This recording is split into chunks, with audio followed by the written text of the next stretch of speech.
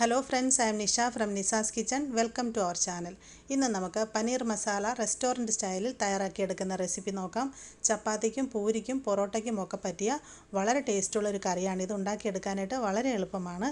ഇതിലേക്ക് ആവശ്യമായ ഇൻഗ്രീഡിയൻസ് എന്തൊക്കെയാണെന്ന് നോക്കാം. ഞാനിവിടെ 200 ഗ്രാം പനീർ എടുത്തിട്ടുണ്ട്. പനീർ ഇതുപോലെ ചെറിയ ക്യൂബ്സ് ആയിട്ട് കട്ട് ചെയ്തെടുക്കുക.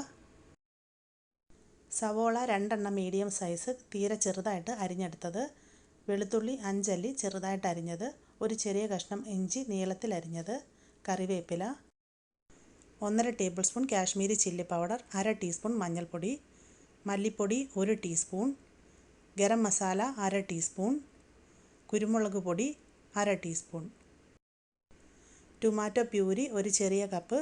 ഞാൻ 2 ചെറിയ തക്കാളി മിക്സിയിലിട്ടിട്ട് നന്നായിട്ട് അരച്ചെടുത്തതാണ്. ആവശ്യമായ സ്പൈസസ് എന്തൊക്കെയാണെന്ന് നോക്കാം.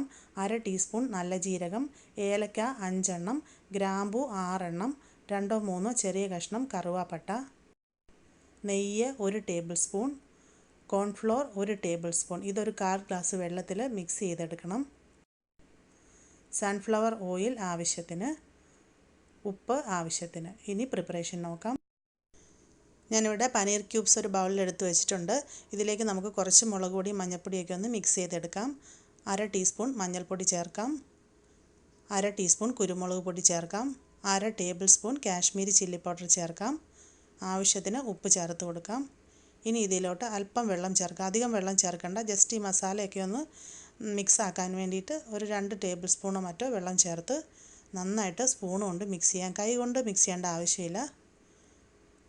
നന്നായിട്ട് മിക്സാക്കി എടുക്കുക. ഇനി ഇതിനെ നമുക്കൊരു അരമണിക്കൂർ റെസ്റ്റ് ചെയ്യാനായിട്ട് വെച്ചിരിക്കാം. ഞാനിവിടെ ഒരു ഫ്രൈങ് പാൻ സ്റ്റൗവിൽ വെച്ചിട്ടുണ്ട്. ഇതിലേക്ക് നമുക്ക് 1 ടേബിൾ സ്പൂൺ നെയ്യ് ഒഴിച്ചു കൊടുക്കാം.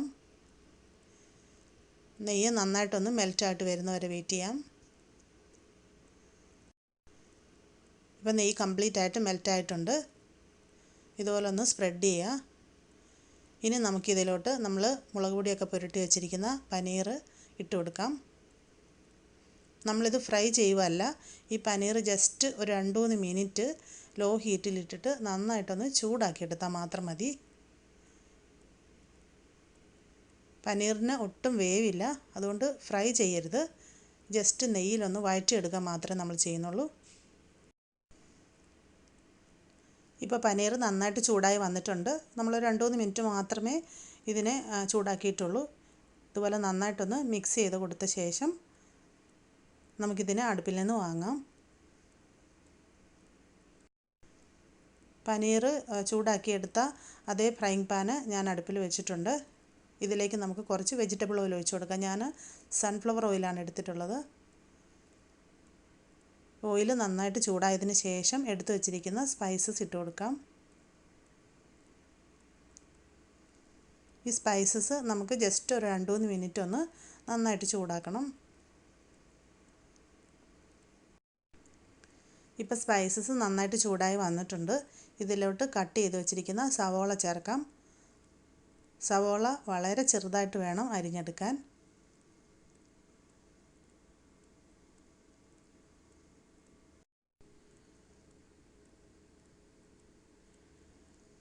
ഇനി നമുക്കിതൊന്ന് സോഫ്റ്റായിട്ട് വരുന്നത് വരെ വഴറ്റാം.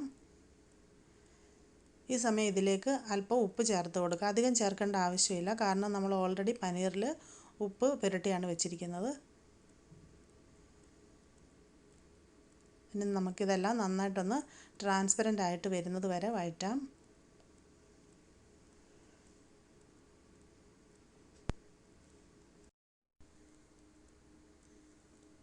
ഇപ്പോൾ ഇത് നന്നായിട്ട് ട്രാൻസ്പെറൻ്റ് ആയി വന്നിട്ടുണ്ട്. ഇനി നമുക്കിതിലോട്ട് അരിഞ്ഞു വെച്ചിരിക്കുന്ന ഇഞ്ചിയും വെളുത്തുള്ളിയും ചേർക്കാം.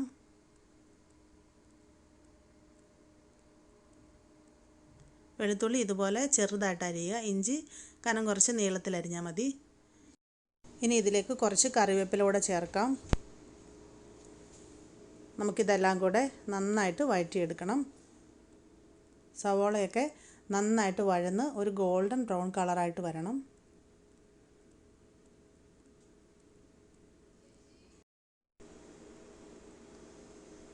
ഇപ്പോൾ സവോള നന്നായിട്ട് വഴന്ന് വന്നിട്ടുണ്ട്. ഇതുപോലെ ഇതിനെ നന്നായിട്ട് മൊരിയിച്ചെടുക്കുക. ഇനി നമുക്ക് ലോ ഹീറ്റിലേക്ക് മാറ്റാം. ഇപ്പം ഞാൻ തീ നന്നായിട്ട് കുറച്ച് വെച്ചിട്ടുണ്ട്. ഇനി നമുക്ക് ബാക്കിയുള്ള പൊടികൾ ഇട്ട് കൊടുക്കാം. 1 table spoon Kashmiri chilli powder ചേർക്കാം. ഇനി 1 ടീസ്പൂൺ മല്ലിപ്പൊടി ചേർക്കാം. 1/2 ടീസ്പൂൺ ഗരം മസാല ചേർക്കാം. ഇനി നമുക്ക് ഇതെല്ലാം കൂടെ ലോ ഹീറ്റിലിട്ടിട്ട് നന്നായിട്ടൊന്ന് വഴറ്റിയെടുക്കണം. ഒരു 3-4 മിനിറ്റ് ഇതിനെ ലോ ഹീറ്റിലിട്ടിട്ട് ഇതിൻ്റെ ഒരു പച്ച ടേസ്റ്റൊക്കെ മാറി വരുന്നത് വരെ ചൂടാക്കിയെടുക്കാം. ഇപ്പോൾ മസാലപ്പൊടികളൊക്കെ നന്നായിട്ട് എണ്ണയിൽ കിടന്ന് മൂത്ത് വന്നിട്ടുണ്ട്. ഇനി അടുത്തായിട്ട് നമുക്ക് ഇതിലോട്ട് തയ്യാറാക്കി വെച്ചിരിക്കുന്ന ടൊമാറ്റോ പ്യൂരി ആഡ് ചെയ്യാം. ഇനി ഇതിനെ നന്നായിട്ട് മിക്സ് ചെയ്യാം.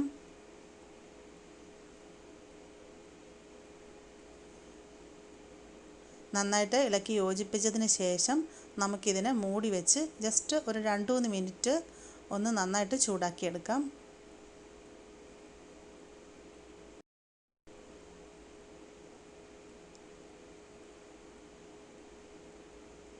ഇപ്പോൾ ഒരു 2-3 മിനിറ്റ് കഴിഞ്ഞിട്ടുണ്ട്. നമുക്ക് അടപ്പ് മാറ്റാം. ഇപ്പോൾ ഇത് നന്നായി ചൂടായി വന്നിട്ടുണ്ട്. നമുക്കിനി ഇതിനെ വീണ്ടും ഒരു 2-3 മിനിറ്റും കൂടെ നന്നായിട്ടൊന്ന് വഴറ്റണം. ഈ ടൊമാറ്റോ പ്യൂരി നന്നായിട്ടൊന്ന് കുറുകി വരണം.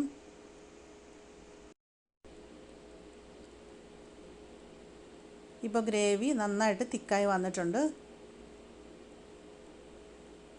ഇനി നമുക്ക് ഇതിലോട്ട് കോൺഫ്ലോർ ചേർക്കാം. കോൺഫ്ലോർ ഞാൻ 1 ടേബിൾ സ്പൂൺ 1/4 ഗ്ലാസ് വെള്ളത്തിൽ മിക്സ് ചെയ്തെടുത്താണ്. ഇതിലേക്ക് ഒഴിച്ചു കൊടുക്കാം. നമ്മുടെ കയ്യിൽ കോൺഫ്ലോർ ഇല്ല എന്നുണ്ടെങ്കിൽ 1 ടേബിൾ സ്പൂൺ മൈദ ആണെങ്കിലും മതി. ഇത് ഗ്രേവിക്ക് നല്ലൊരു തിക്നെസ് കിട്ടാൻ വേണ്ടിയിട്ടാണ് നമ്മൾ ചേർക്കുന്നത്. ഇനി ഇതിനെ നമുക്കൊരു 2-3 മിനിറ്റ് നന്നായിട്ടൊന്ന് ചൂടാക്കാം. വിട്ട് മിക്സ് ചെയ്ത് കൊടുക്കുക.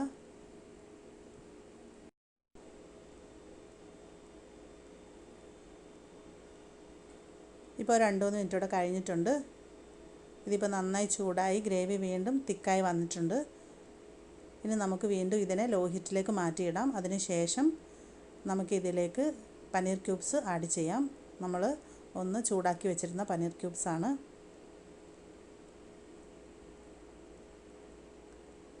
ഇനി ഇത് നന്നായിട്ട് മിക്സാക്കാം.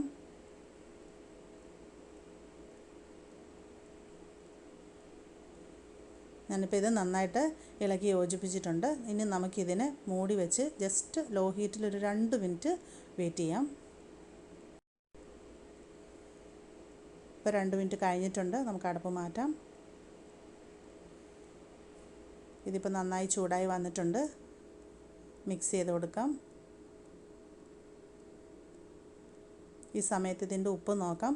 ഉപ്പ് കുറച്ച് കുറവാണ്. അല്പം കൂടി ഉപ്പ് ചേർക്കും. ഉപ്പ് ചേർക്കുമ്പോൾ വളരെ ശ്രദ്ധിക്കുക, ഉപ്പ് കൂടി പോകരുത്.